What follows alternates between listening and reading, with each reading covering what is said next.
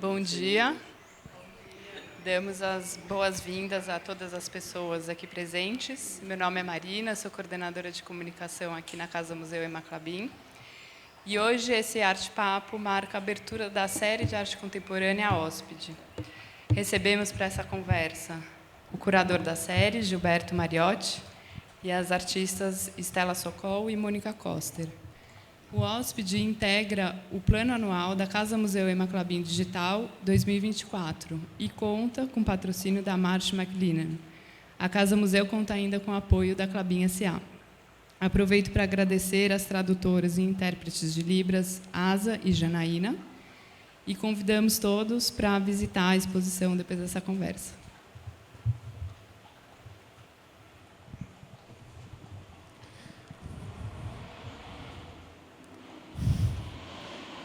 Bom, então, é isso. Bom dia. O que eu tenho que dizer para começar? Primeiro, dizer que é muito bom contar com uma equipe parceira. Foi muito legal a gente montando aqui a exposição ontem. Fiquei contente. E, bom, dizer que o Projeto Hóspede é uma ideia de aproximação entre trabalhos de arte contemporânea com o acervo, ou é uma tentativa, né, uma iniciativa nesse sentido. Dizer que a gente tem feito edições do projeto com artistas contemporâneos já há algum tempo. É sempre uma ocupação mais discreta na casa, mais pontual. E nessa edição, pela primeira vez, a gente está trazendo duas convidadas, dois trabalhos convidados, duas artistas convidadas, na verdade 4, 5 trabalhos convidados, a gente ampliou um pouquinho, e a ideia é sempre propor uma relação entre uma obra do acervo, que seria a anfitriã, e trabalho de arte contemporânea por meio de uma aproximação assim meio associativa que eu gosto de propor na forma de texto ali no próprio espaço expositivo. E, bom, dessa vez a gente tem aqui os trabalhos da Mônica Koster, que está aqui. A Mônica está expondo um trabalho no Pátio de Inverno. A relação a gente está propondo com, talvez não só o quadro do Bruegel, né, do Abraham Bruegel, mas talvez até também com as cerâmicas da sala de jantar. Eu fico pensando, depois do trabalho pronto, que talvez seja com a sala de jantar toda mesmo, né? O trabalho da Mônica tematiza isso, e depois ela vai poder falar um pouco mais disso, mas é isso que está acontecendo ali na sala de jantar, numa relação com o pátio. E a gente tem os trabalhos da Estela Sokol no salão 1, ou no salão, às vezes a gente já chamou de salão vermelho, e os trabalhos estão em relação às duas pinturas do Marc Chagall, que sempre foram para mim muito interessantes. Sempre fiquei pensando que trabalho poderia conversar com um troço tão, né, valioso para a gente. E, por outro lado, também foi muito interessante que o trabalho da Mônica chegou um pouco na chave das cerâmicas e acabou se associando mais àquela pintura, e ela, por conta disso, também passou a ser mais interessante para mim, nutrida aí pelo trabalho da Mônica. Então, bom, o projeto é um pouco isso, e acho que a ideia é que a gente possa conversar, ter uma conversa informal sobre o processo e os trabalhos e o que aconteceu. E é isso. Então, Quem começa? Acho que eu vou começar pela Mônica.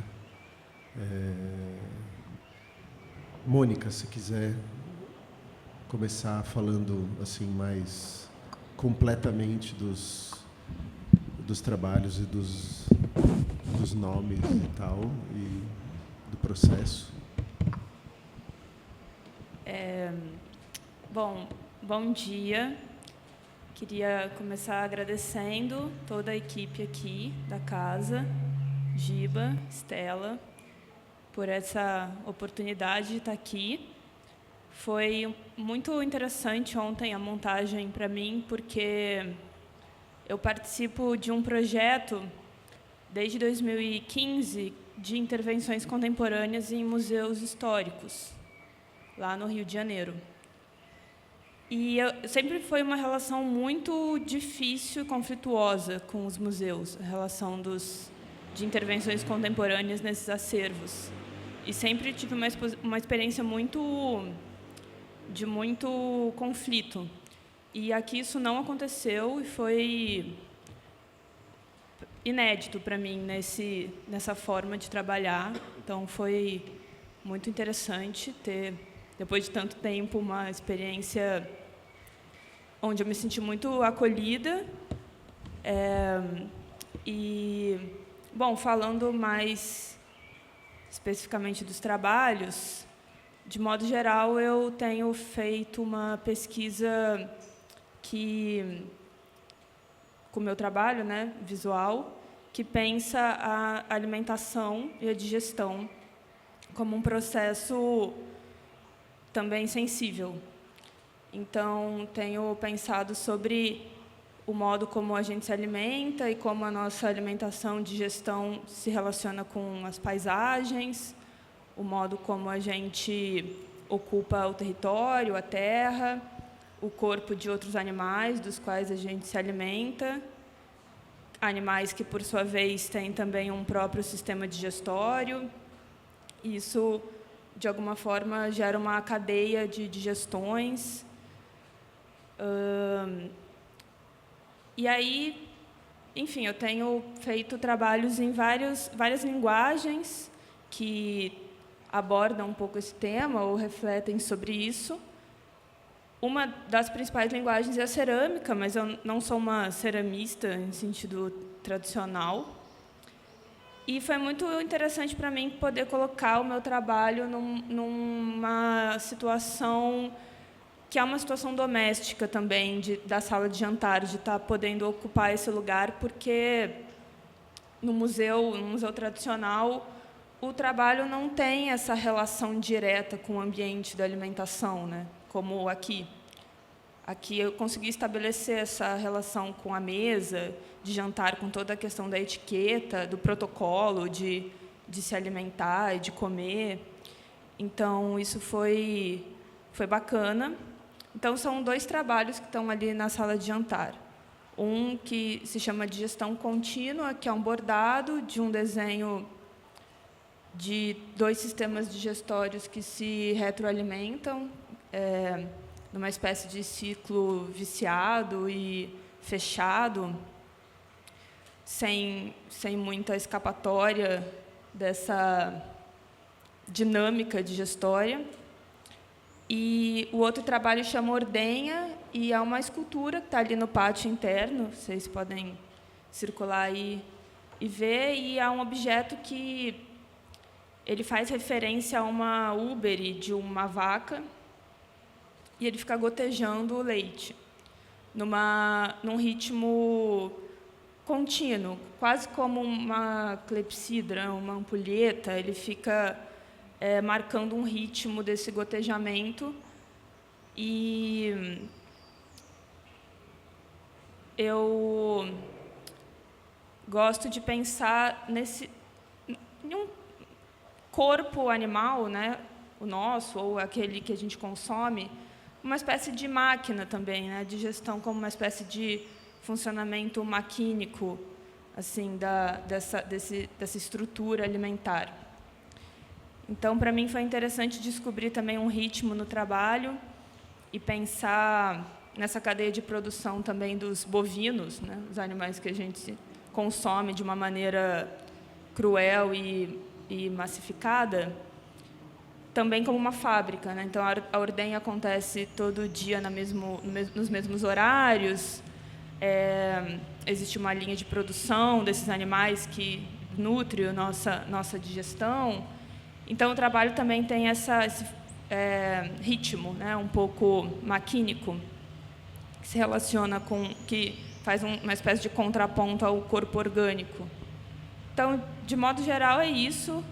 E acho que o trabalho ganhou bastante também, os dois, com essas obras que estão ali na sala de jantar, com esses naturezas mortas. Acho que até pode ser entendido como uma espécie de natureza morta, em sentido contemporâneo, assim, em sentido ampliado. E acho que é isso. Obrigada. Você disse, não é só cerâmica, mas não é uma cerâmica tradicional, é um modo de fazer cerâmica, você não se vê como ceramista, mas por que esse fazer da cerâmica começou a se ligar mais com essa problematização e esse tema que você tem trabalhado? Talvez justamente por uma via mais tradicional mesmo, da cerâmica ser uma linguagem de produção de objetos utilitários que estão muito presentes na alimentação, né? Na cozinha, nas louças e nos potes, e tem uma relação muito íntima com a questão da alimentação. Então, foi por aí que eu entrei nessa descoberta da cerâmica, que, enfim, o primeiro trabalho que eu fiz com cerâmica, ele era um jogo de louças que não eram exatamente muito fáceis de comer, eram louças meio esdrúxulas, e aí eu convidava o público para se alimentar nessas louças, e cozinhei uma refeição específica composta de raízes, então, como uma forma de estabelecer uma relação entre a cerâmica que vem da terra e as raízes também que crescem para dentro da terra. Então, apesar de eu não me entender como uma ceramista, porque eu faço trabalhos em outras linguagens também, eu acho que a minha relação, na verdade, é uma relação bastante de ceramista com essa matéria. Teve uma diferença assim no processo, né? Geralmente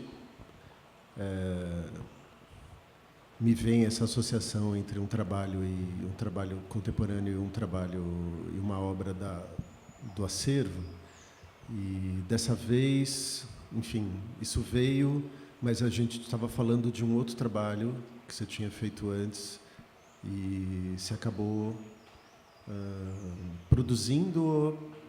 reproduzindo, não sei, recriando um trabalho anterior para essa situação, né?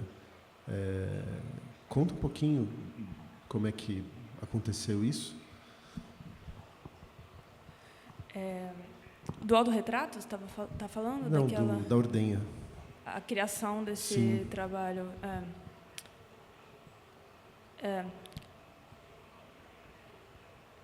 Eu tenho uma espécie de vontade de fazer trabalhos novos para ocasiões positivas, o que é um pouco ruim para mim também, porque eu acabo inventando problemas, mas, ao mesmo tempo, eu acho que é uma vontade boa também, né? Porque eu acabo fazendo trabalhos novos, mas eu tinha uma peça que eu tinha feito, que era uma cerâmica que tinha um formato bem parecido com esse, né? De uma teta de vaca, e tinha começado a pensar num uso para ela, mas também não sabia muito bem o que fazer. Eu fiz um autorretrato com essa peça na minha cabeça, e aí vim aqui fazer uma visita. Quando o Giba me chamou para ver o espaço, vim aqui fazer uma visita e fiquei achando que talvez eu pudesse fazer um trabalho que funcionasse também como uma espécie de pet, assim, como se fosse um cachorrinho ali na sala, né? Na própria Natureza Morta do Bruegel tem um cachorro ali que observa as frutas, como se fosse um animal, assim, que habitasse também esse ambiente. E aí esse animal seria justamente uma vaca leiteira. O que aconteceria se tivesse uma vaca leiteira aqui, né? Como parte da casa. E aí comecei a elaborar essa base para essa escultura, que é uma base quadrúpede de ferro. E aí, assim, eu não tenho essa experiência de ter, por exemplo, né, talvez alguns de vocês tenham essa experiência de de viver numa casa, ou ter vivido numa casa em que tinha uma vaca que fornecia leite para a família, né, que é uma coisa que eu sempre ouvi a minha avó contando. E isso é uma experiência um pouco que não é da cidade, né, ou pelo menos não é da cidade contemporânea, não é da cidade moderna. Quer dizer, os animais viviam na cidade, né, mais ou menos até o século XVIII, XIX, e foram expulsos da cidade urbana por uma questão de sanitarismo, higienismo da cidade. Então, em relatos, é comum a gente ver documentos de vendas de animais pela cidade, né, ou um leiteiro que passava com a cabra, vendendo leite de cabra. Então, eu fiquei pensando, e se tivesse uma vaca leiteira aqui vivendo nessa casa, que é uma casa super chique, né? Seria interessante. E aí foi um pouco essa a questão de criar esse trabalho com essa estrutura quadrúpede para esse jardim, quase como se ele fosse o fornecedor de leite da casa. E também um animal um pouco submisso, né, dominado ali, dentro dessa estrutura tão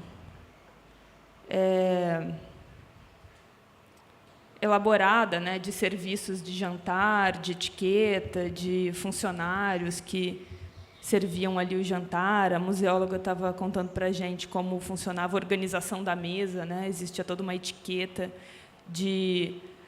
da onde os convidados sentariam. E aí, né, todos esses convidados ficariam se alimentando, digerindo todos esses animais que seriam servidos ali. Então, acho que meu trabalho funciona um pouco também dentro desse imaginário, desses jantares aqui da Dona Ema. Ótimo. Bom, a gente já conversa mais. Deixa eu perguntar, então, a mesma coisa para a Estela. Falar um pouquinho dos trabalhos que estão aí. Bom, eu queria agradecer o Gilberto e a casa pelo convite. Acho que é um presente essa oportunidade de pensar trabalhos para dialogarem com o acervo e com o Chagall, principalmente, que é um artista que eu gosto muito, mas não só por isso, mas porque eu acho que o meu trabalho, de modo geral, ele fala de pintura. Eu acho que eu estou o tempo inteiro tentando criar diálogos com situações na história da arte que se remetem mais com situações talvez pictóricas, ou não sei se pintores. Eu acho que o que me interessa é a pintura, de fato, e mesmo o meu trabalho sendo mais da escultura. Mas acho que, hoje em dia, para mim, é muito claro que eu estou o tempo inteiro falando de pintura. Bom, acho que foi o Gilberto, o Giba e eu, assim, pensando os trabalhos, o que mostrar, acho que a a gente fez uma visita, acho que eram muitas as possibilidades de como tentar ativar esse espaço, né? Eu acho que, quando eu penso qualquer exposição, eu acho que eu estou sempre numa tentativa de tentar ativar esse espaço expositivo pela cor e pela luz, sendo ele um cubo branco ou sendo ele um espaço já completamente ocupado, como essa casa, que eu acho que torna tudo muito mais interessante, porque esse espaço ele vem repleto de informações. Bom, aqui tem uma coleção, mas tem toda a paleta de cor do entorno.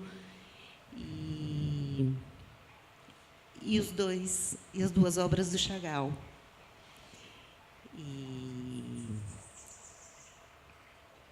Um dos trabalhos, talvez o primeiro trabalho que a gente escolheu, é um trabalho que chama Alvorada, que é um trabalho, são dois anéis circulares brancos, no qual eu deposito um pigmento com uma cor bastante forte, e ela acaba meio que reverberar e projetar uma cor-luz, um pouco fazendo, acho que o que a gente achou que faria, ou eu acho que faz, uma menção a esse ambiente um pouco aéreo, talvez, do Chagall. Acho que poderia dar tantos adjetivos para essa atmosfera. É tão diferente, é tão engraçado quase falar depois da Mônica, porque os nossos trabalhos são tão distintos, muito embora, né, as relações também elas vão para um completo outro caminho.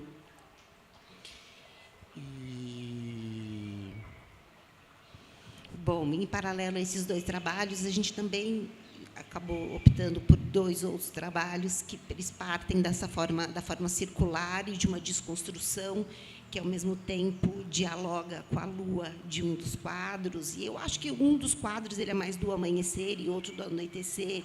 E, assim, a gente pode desdobrar isso para o sol e para a lua, e que também acho que são aspectos que são muito inerentes à minha pesquisa, não apenas pela redução da forma geométrica e como ela vai se apresentando no corpo dos trabalhos, mas também pelas situações de cor e luz que os objetos podem apresentar e propor com os objetos e com as luzes ao seu entorno. E a gente... Bom, eu acabei chamando os trabalhos, os dois, de coleguinha, os outros dois. Então, a gente tem o Alvorada, que é o trabalho principal, o Coleguinha, que eu acho que um dos coleguinhas, que é um trabalho mais solar, que está à esquerda, e o Coleguinha mais noturno, que ele é composto por 3 meias-luas. Na verdade, muito embora, não sei, assim, para mim isso é muito claro, mas talvez ele seja só um trabalho geométrico. Aí eu já não sei assim por onde que aponta. E, ao mesmo tempo, eles acabaram um pouco... Eles foram pensados para ocupar as laterais que dão acesso à pequena sala que está à frente ao Alvorada, que estão os dois Chagalls, e acabam funcionando quase como que um portal. Para além disso, acho que também tem uma questão de relação que os trabalhos propõem, de relação de cor com os objetos, não apenas com as pinturas, mas com os objetos da sala, com a tapeçaria. Assim, eu vejo tudo isso, né? Mas aí até do que eu vejo, do que vocês veem, acho que até gostaria de saber, né? Mas eu achei que foi um presente, assim, esse convite. A gente passou a ver, né, a partir dos trabalhos ali, né? Até na investigação tua, né, de como Coleguinhas acabou de acontecer, né?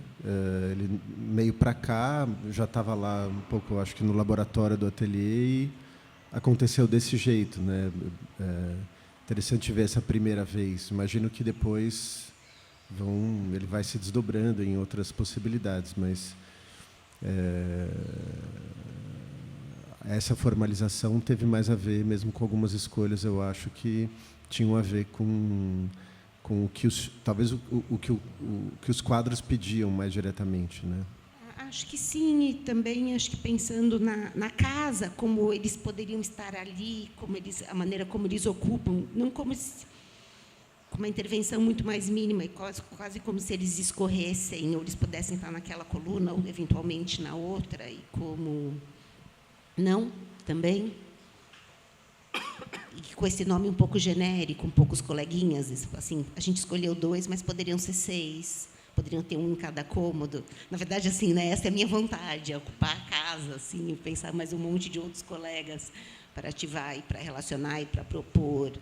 Brincadeiras, quase, né? Eu acho que, assim como a Mônica falou, eu acho que o barato de fazer uma exposição é pensar um trabalho novo, né? Porque o barato é que a gente não pensa um trabalho, a gente pensa 25, pensa 50. E talvez o momento da exposição seja o momento de colocar os trabalhos no mundo. Quer dizer, ou deles saírem do ateliê, né? Acho que os coleguinhas, de uma certa maneira, eles estavam meio ali, assim, para sair do forno, mas quando sai, que ele toma todo esse corpo.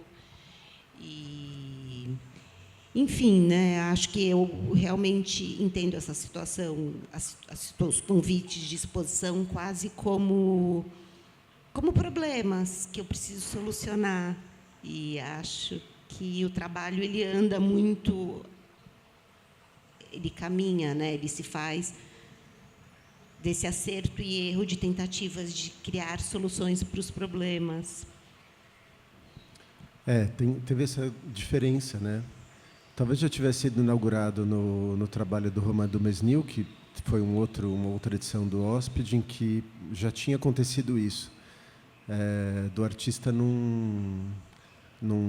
digamos, não se contentar, o que é ótimo, né, com aquela principal possibilidade ali colocada de, bom, um trabalho, simplesmente a gente vai colocar esse trabalho aqui no espaço e acabou, né? Nesse ponto, a conexão que eu tinha feito era com o Alvorada, que eu já conhecia, é um trabalho de 2011, não é? E me parecia muito que tinha ali algo dessa luz que emerge, né, um pouco numa virada, e que acontecia para mim entre os 2 quadros do Chagall. Então, eu via muito esse trabalho da Stella ali, em conversa com eles na sala de música, né? Mas tinha essa questão que o trabalho pede mesmo uma distância, uma aproximação, né, um entorno que a sala de música não dava. E aí, bom, a Stella começa a propor outras possibilidades e milhares de possibilidades, né? Isso acontece, e acontece muito também em outras situações. No outro projeto, Jardim Imaginário, também acontece muito, porque realmente acho que se trata de um ambiente, de um espaço que é muito sugestivo, né? Ele inicia, dispara muitas ideias, né? Ele propõe muita coisa, ele mesmo, né? E os artistas e as artistas vão, né? Se deixam ir. E aí os coleguinhas estão aí no lugar de 2 arandelas que estavam abrindo ali a sala de música, e ficaram... Tem também um talento assim dos trabalhos quando eles conseguem conversar com essa situação que não é nada convencional, né, para muitos artistas, né, de uma casa-museu em que o acervo é muito presente, muito diverso, né, muito propositivo, né. E acho que com a Mônica aconteceu isso também, só que um pouco no inverso. A gente tinha um trabalho ali que foi se transformando, e depois que já estava um pouco mais pronto, né, acabou ocupando ali um lugar, e que também teve que se adequar de um jeito muito interessante ali àquele espaço, que é uma porta falsa, né, de uma porta de serviço da sala de jantar, e ainda compor com uma gravura, enfim, a coisa foi se adensando ali, foi criando outros diálogos, né? E, ao mesmo tempo, um trabalho feito para cá, né? Que é a Ordenha, que ocupa o pátio, o jardim de inverno de um jeito muito interessante, né? Enfim, não sei se a gente...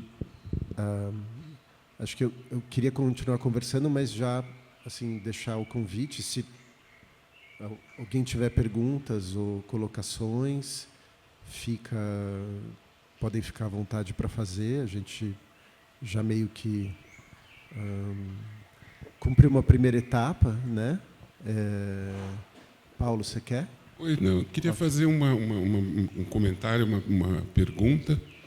Quer dizer, né, achei fantásticos os trabalhos e eu não acompanhei a montagem, mas chegando hoje, assim, fazendo o percurso, olhando os dois trabalhos, né, eu fiquei imaginando, para mim, assim, a impressão que me ficou, que vem um pouco das naturezas mortas da sala de jantar, é de um tema de fartura, porque ficou essa coisa, né, do leite continuamente jorrando ali no pátio da sala de jantar, e depois do Alvorada, né? Ficou muito para mim uma impressão, saindo da sala de jantar, entrando no salão, a impressão de, né, aquele brilho que você vê e que depois tem que chegar por cima de um pote de ouro, né? De ter essa riqueza ali no centro do salão, né?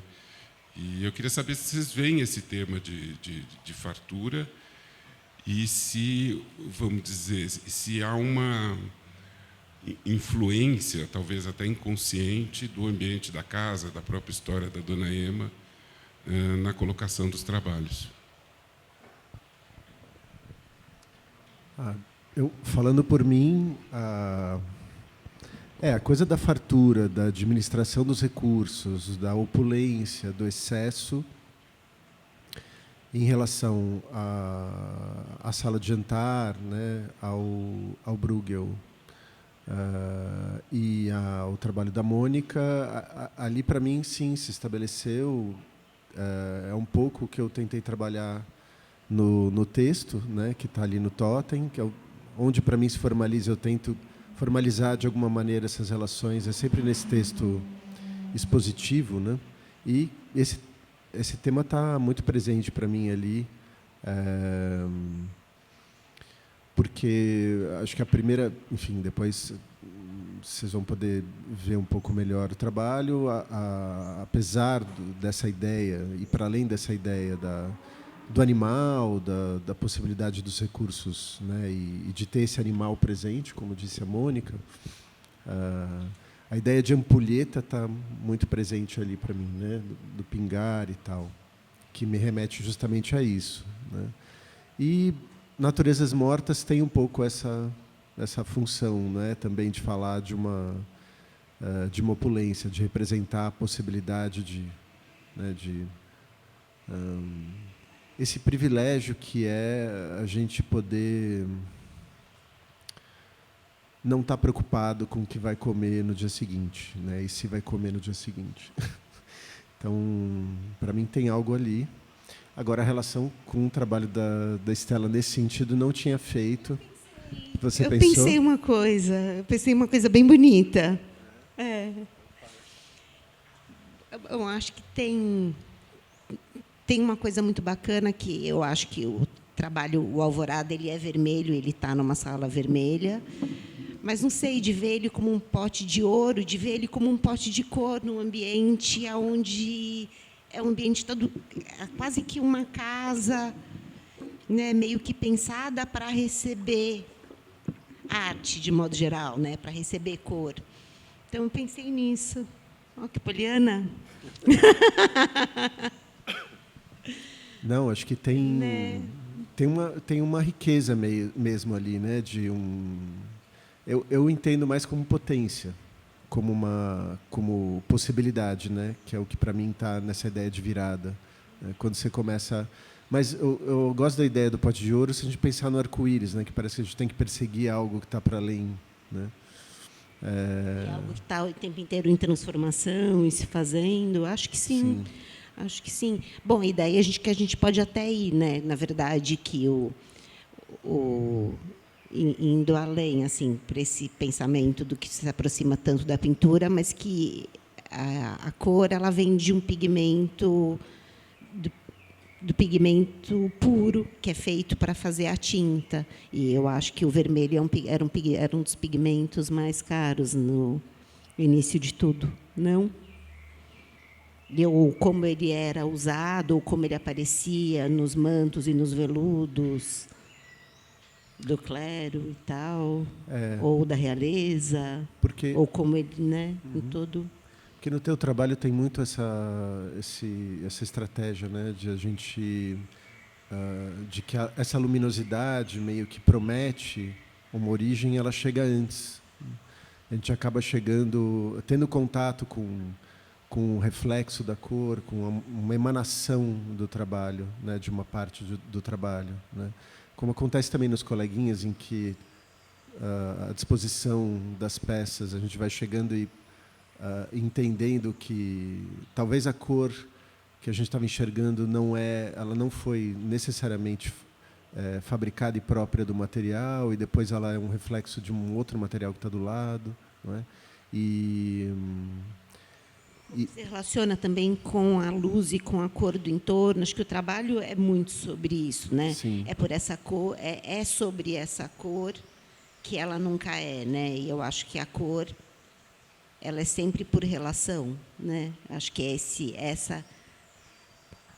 acho que a pintura é isso, né? Assim, é sempre, por mais que ela venha assim com uma tentativa de congelar um determinado momento, uma determinada situação de cor e luz, ela também é por relação àquilo que está ao entorno, não apenas como objeto, mas como a luz, né? Como tudo se transforma. Acho que no meu trabalho mais, e por ele ser tridimensional, isso fica muito mais evidente.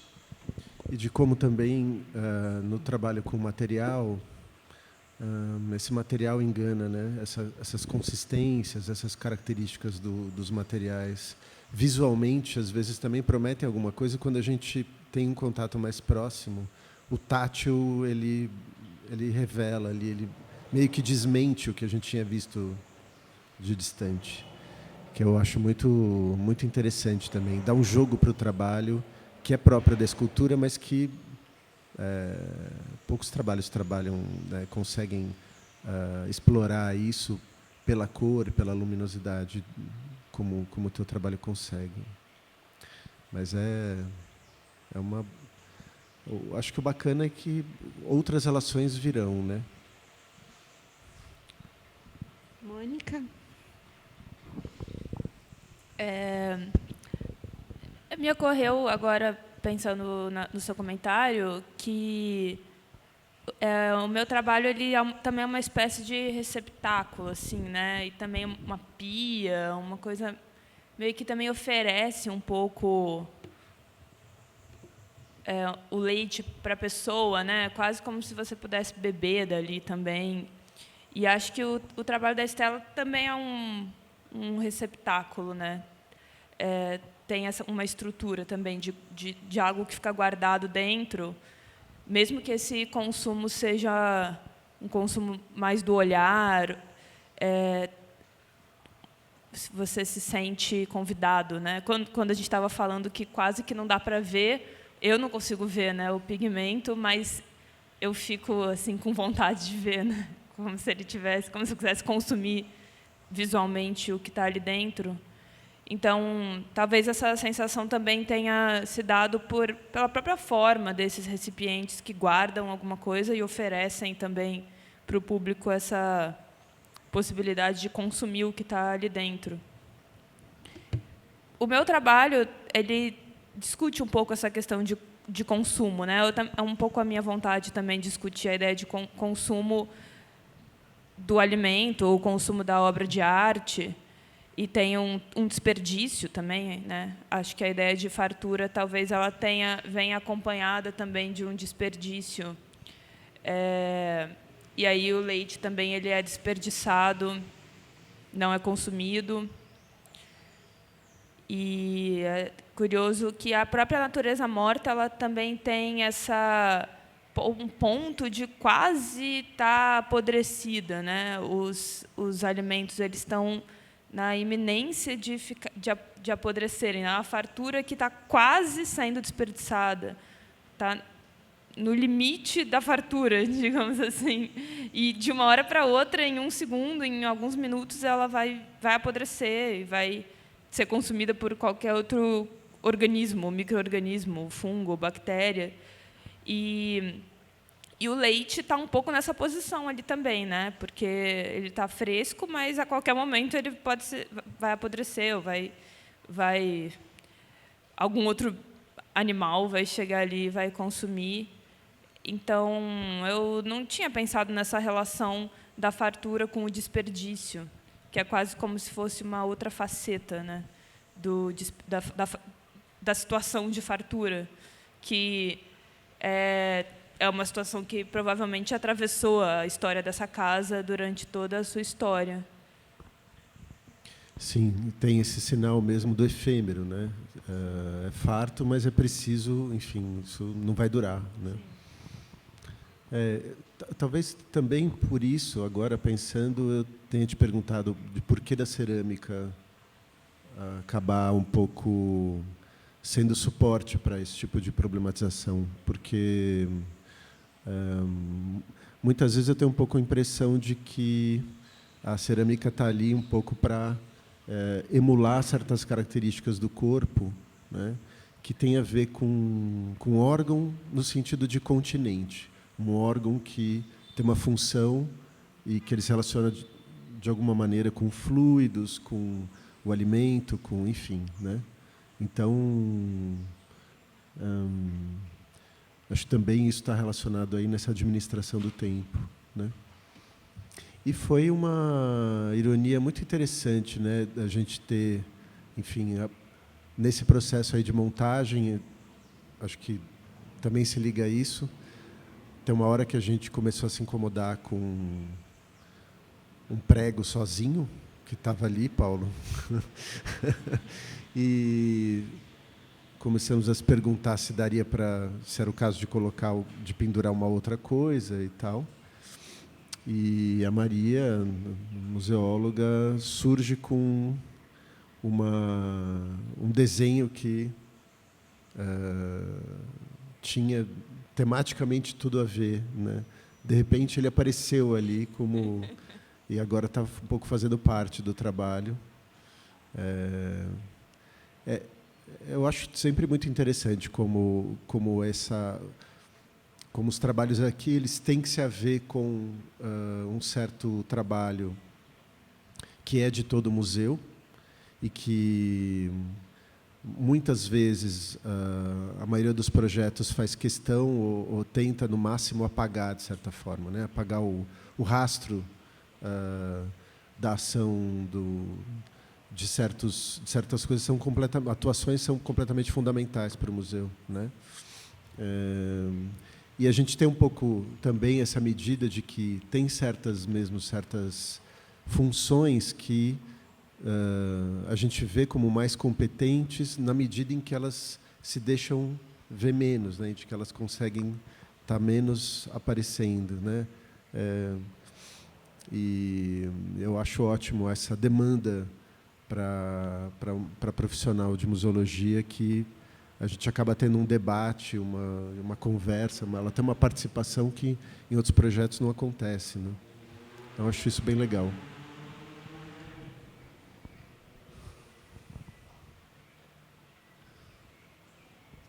Temos outra pergunta ou estamos satisfeitos? Já é mais do que poderíamos pedir, assim, uma opulência da conversa.